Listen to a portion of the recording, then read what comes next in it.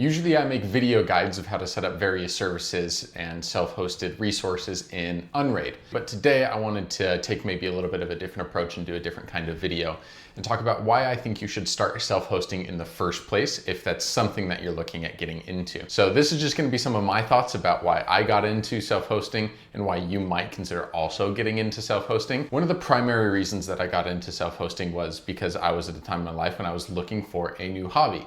I'd always loved technology and computers, and in high school, it was like all that I wanted to do. But since graduating high school, I've just been so busy for so many years that I didn't really have a ton of bandwidth for another hobby. But once I graduated with my undergrad, I found myself with a little bit more time, and I was looking at getting back into something technology related and working with hardware and software and learning some of these skills. And I decided that self-hosting might be a good place to start with that. So I took my old gaming rig from high school and I threw Unraid on it, got a couple of hard drives, and I've been really enjoying putting together self-hosted services and exposing them to friends and family and to provide some of the support for it and to just learn and have fun with that hobby, particularly on the hardware side. But the real hallmark of a good hobby for me is one that I both enjoy doing and has real benefit to my life or to the lives of people that I care about. And self-hosting has had that. One example of this is actually Mealy. It was one of the first services that I set up. It's like a recipe manager. It's one of the first services that I set up, and I use it almost every single day. And I've gotten some family recipes on there and I've shared it with family members so that there's a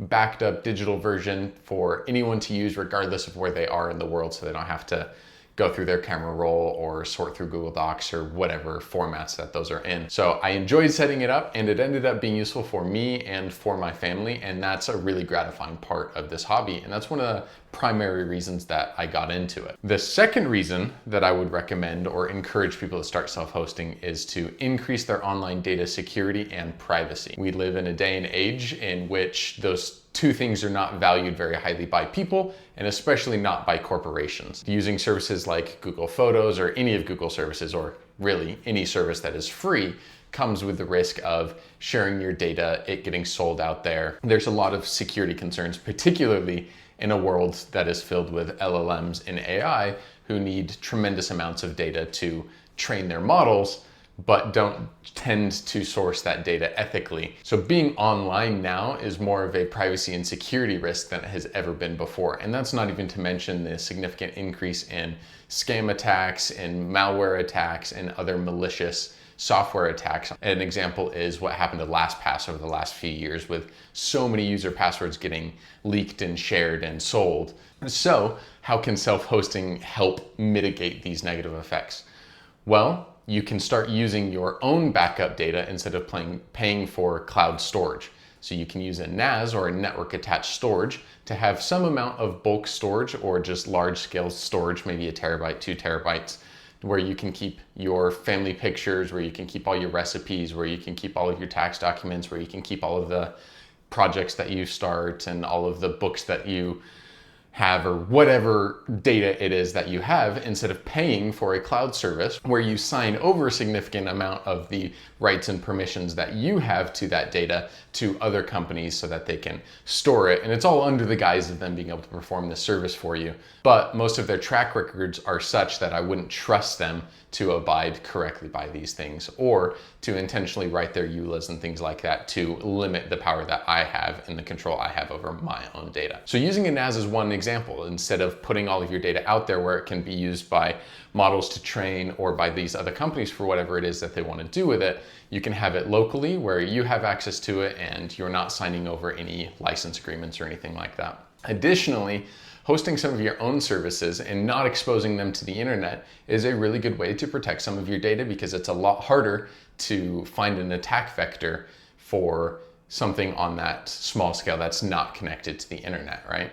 So that's another reason. And then the third reason I would say that this increases your privacy and security is because bad actors are out there more to get a lot for their effort, right? A lot of bad actors aren't looking for a single person to attack or to hack and do those kinds of things to. They're looking for companies, organizations, repositories, and groups of these so that they get more value out of their attacks instead of just a single random person, right? So there's a little bit of blending in with a crowd, not being a high value target, that decreases your risk factor to attacks and things like that online. So I think self-hosting can have a very positive effect on your online privacy and security. And I think that's something that we need to be continually concerned about and mitigating as we go forward with a lot of these new technologies and kind of the you'll own nothing and you'll pay us to be happy type of philosophy that big tech particularly is moving in. The third reason is that it helps to increase your self-reliance and your ability to do things on your own. If you host your own services, you're not dependent on the continued existence or goodwill of a company or software as a service that provides you with something that you need, right? So on an ongoing basis, there are companies all the time that shut down, their products go end of life. That's one of the big pushes behind the Stop Killing Games initiative, is because when these developers decide to stop supporting games, there's no longer a way to enjoy them, preserve them, share them, and do those kinds of things, right? So that's the same with any type of software, right? If a company decides to stop supporting your particular version of it, if they decide to stop supporting specific hardware that you have, if they go out of business, you all of a sudden lose access to software that you had before and you were reliant on that, and now you have to find another solution. But if you self-host, you're always going to be there to run those services and you don't have to be dependent on someone else to do those things. So being able to self-host things for yourself helps you to maintain access to services over a longer period of time and helps you be a little bit more customized in what you want to do, but it also prevents getting entangled in kind of company politics. And again, like I said, certain companies or software stopping to support old versions and things like that. And point number 4 here kind of ties in with point number 3, which is self-hosting helps you gain new and valuable skills. Part of being self-reliant is having the skills to do these things on your own, right? So those skills are very valuable. Things like a basic understanding of how networking works. And networking is basically just getting computers to talk and communicate to each other, right? So understanding those basic parts of what networking is, what a network port is, what an IP address is, what a reverse proxy is, how to secure a network, things like that are very valuable skills just from a personal security standpoint, going back to number 2. But then there are also skills like Docker, which is a way to run applications in these things called containers, which are kind of like super ultra light operating systems that are designed just to run specific types of code. So learning Docker is very valuable because that's a skill that is needed in a lot of tech markets, a lot of networking, a lot of IT. More and more is pushing towards containerized applications. And this home labbing and self-hosting skills can be valuable not only just from a personal self-reliance perspective, but also from the perspective of wanting to maybe move forward in your career or break into a particular field, and using these skills to pad your resume, to fill it out, to show that you have real world experience solving real world problems. Because at the end of the day, that's what self-hosting is, right? It's a real situation in which I want to run or host an application. I need to figure out how to get the networking set up for it. I need to figure out how to get it on my hardware. I need to figure out how to configure it. I need to figure out how to expose it to the internet in a secure way if that's something that you're wanting to do. So all of these skills give you real world experience in these valuable areas. There are even entire YouTube videos and series and even channels dedicated to how to self-host in a way to help you progress in your career or start in a career. So I think these 4 reasons are some of the primary reasons why you should get into self-hosting.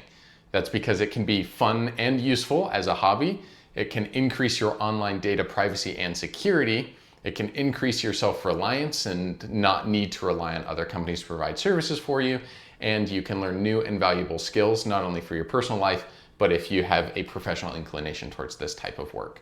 So these are some of my thoughts. Again, there are tons more reasons that people get into self-hosting, but these were my primary ones. And I think these are reasons that you should also get into self-hosting. So there you go. There are some of my thoughts on why I think you should start self-hosting. If you don't know where to go next, I have a video on some of the first services that you should spin up in your self-hosted journey or your home lab. I'll leave a link to that down below, as well as a card on screen in whatever corner it is. And I have tons of other guides also to help set up some of these simple services to get you started. And there's more to come in the future. So go ahead and make sure that you're subscribed, you turn the notifications on, and that you like this video. And as always, I'll see you in the next one.